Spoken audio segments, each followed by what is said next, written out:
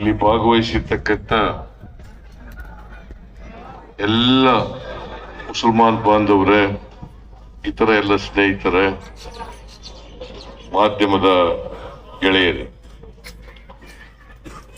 ಇವತ್ತು ಇಡೀ ಭಾರತ ದೇಶದಲ್ಲಿ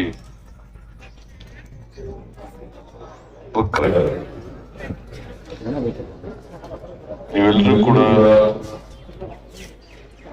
ಭಕ್ತಿಯಿಂದ ಪ್ರಾರ್ಥನೆಯಲ್ಲಿ ಭಾಗವಹಿಸಿ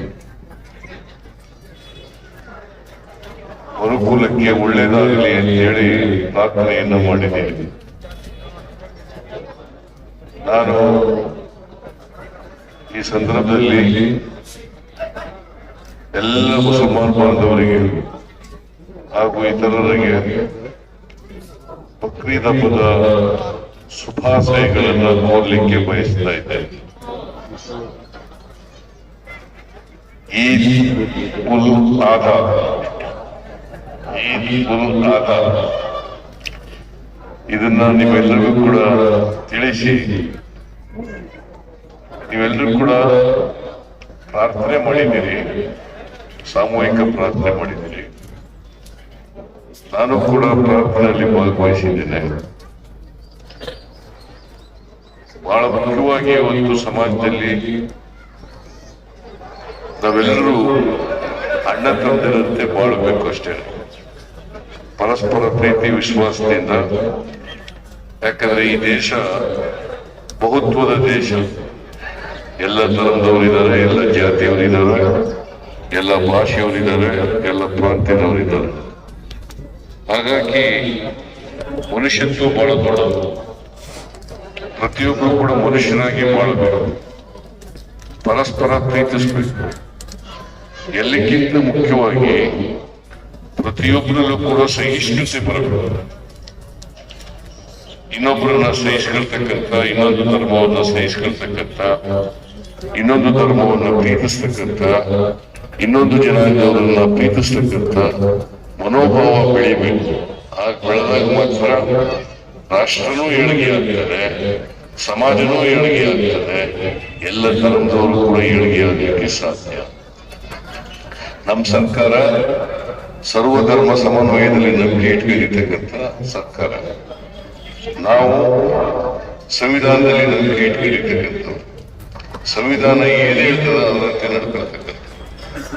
ನಾವು ಯಾವುದೇ ತಾರತಮ್ಯ ಮಾಡಕ್ ಹೋಗಲ್ಲ, ಯಾವುದೇ ಧರ್ಮದವ್ರಿಗೂ ತಾರತಮ್ಯ ಮಾಡಕ್ ಹೋಗಲ್ಲ.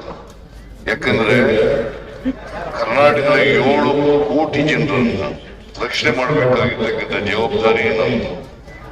ಅದರಿಂದ ಎಲ್ಲ ಜನರನ್ನು ಕೂಡ, ಹಿಂದೂಗಳಿರ್ಬೋದು, ಮುಸಲ್ಮಾನರಿರ್ಬೋದು, ಕ್ರಿಶ್ಚಿಯನ್ರಿರ್ಬೋದು, ಬೌದ್ಧರಿರ್ಬೋದು, ಸಿಖ್ರಿರ್ಬೋದು, ಯಾರ್ಯಾರು ಕರ್ನಾಟಕದಲ್ಲಿದ್ದಾರೆ ಎಲ್ಲ 7 ಕೋಟಿ ಜನರನ್ನು ಕೂಡ ರಕ್ಷಣೆ ಮಾಡತಕ್ಕಂಥ ಜವಾಬ್ದಾರಿ ಸರ್ಕಾರ. ಆ ಕೆಲಸವನ್ನ ಯಾವುದೇ ತಾರತಮ್ಯ ಇಲ್ದೇನೆ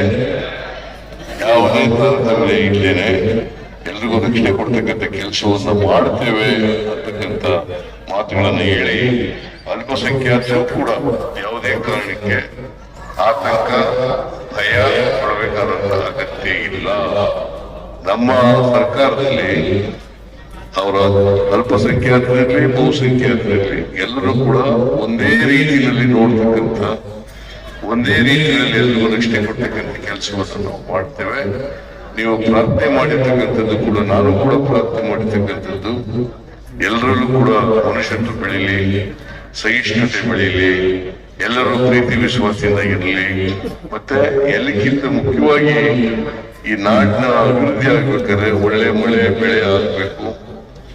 ಆ ಮಳೆ ಬೆಳೆ ಆಗ್ಲಿ ಅಂತ ಹೇಳಿ ಆಶಿಸಿ ಇವತ್ತು ಇಡೀ ರಾಜ್ಯದ ಜನತೆಗೆ ಒಳ್ಳೇದಾಗಲಿ, ಶುಭವಾಗಲಿ ಅಂತ ಹಾರೈಸಿ ನನ್ನ ಮಾತುಗಳನ್ನು ಮುಗಿಸ್ತೇನೆ. ವಿಶೇಷವಾಗಿ ಮತ್ತೊಮ್ಮೆ